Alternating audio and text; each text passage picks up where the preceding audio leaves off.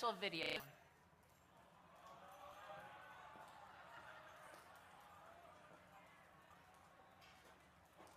Hello to everyone at the March for Life. It's a pleasure to speak to you from the beautiful Oval Office. That's where we are right now, the magnificent Oval Office. And thank you for turning out once again to show your extraordinary love and compassion for the unborn. Each year, Americans of every age, color, and background travel to our nation's capital by the tens of thousands to stand up for precious little babies who cannot stand up for themselves.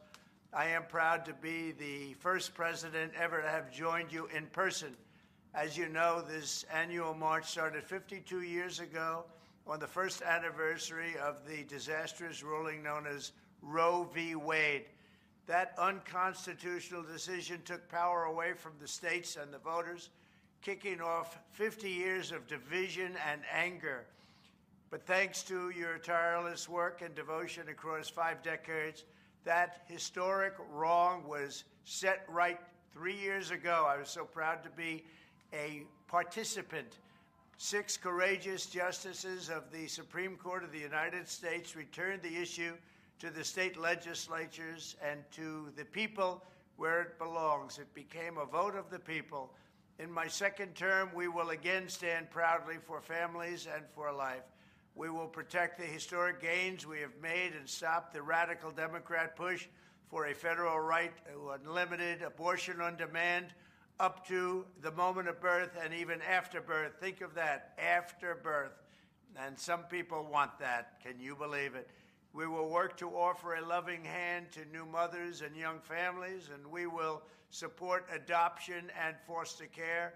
We will protect women and vulnerable children. Under my leadership, a reformed Department of Justice will finally investigate the radical left attacks on churches and crisis pregnancy centers, and we will bring perpetrators to justice. We will get them to justice one way or the other.